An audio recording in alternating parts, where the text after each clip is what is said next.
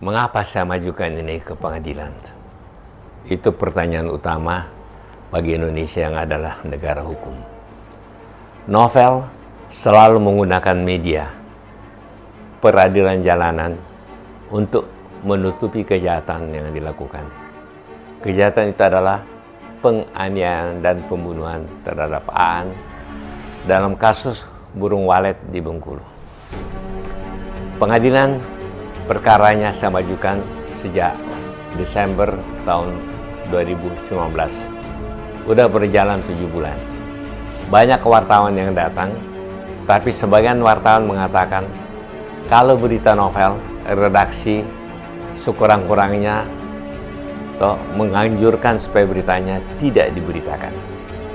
Terakhir, di dalam pembuktian, saya majukan banyak bukti, termasuk hasil pantauan Kompas TV oleh Aiman. Pada saat penembakan itu ya memang kita kan diarahkan ke depan pantai. Anda tidak melihat? Tidak nih enggak.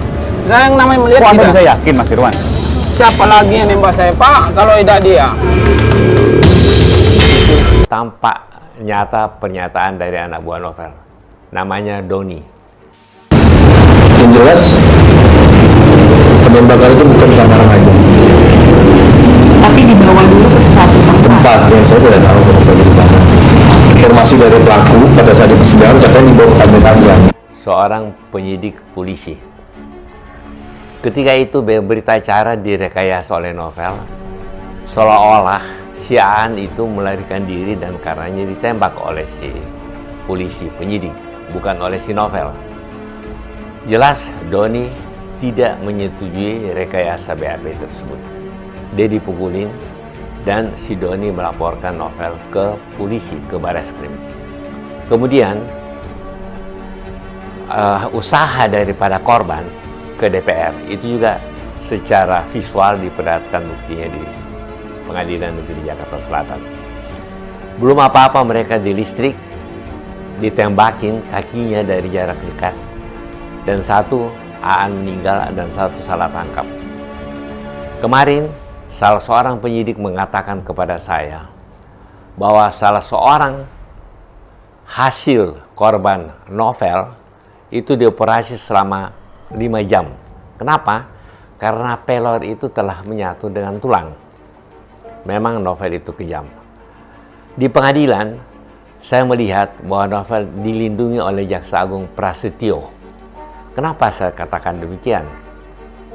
Perkara ini menurut hukum acara mulai dari pasal 109, pasal 138 KUHP, pra-peradilan semua telah dilewati.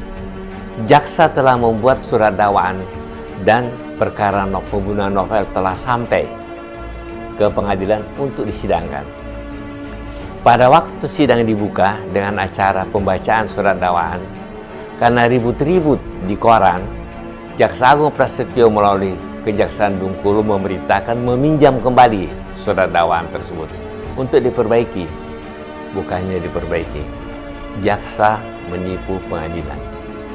Menyatakan surat ketetapan penghentian penuntutan nomor B-3-10-7-1-02-2016 tanggal 22 Februari 2016 yang dikeluarkan oleh termohon adalah tidak sah.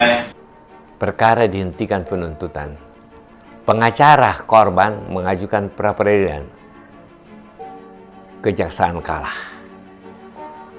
Perintah pengadilan adili novel.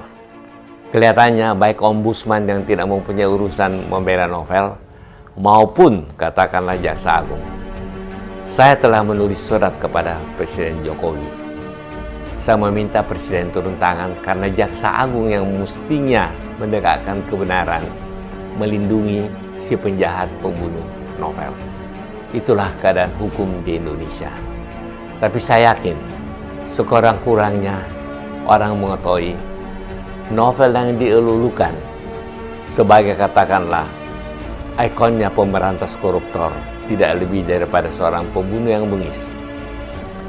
Pemerintah berhasil dikebulin karena sandiwara kelas wahid yang dilakoni oleh si Novel Baswedan. Ratusan juta rupiah digelontorkan untuk biaya perawatan di Singapura. Tapi Aan yang meninggal seorang diri harus membiayai biaya penguburannya tanpa diperhatikan oleh medsos pendukung. Tapi beginilah hukum di Indonesia. Saya yakin apabila hukum itu ditegakkan, tidak akan terjadi lagi tebang pilih terhadap Novel Baswedan si pembunuh dan juga terhadap oknum-oknum KPK lainnya yang terlibat pidana. Semoga perjuangan saya ini dari Sukamiskin dalam kedudukan saya sebagai advokat yang tidak henti-hentinya memperjuangkan tegaknya kebenaran dapat saya gapai.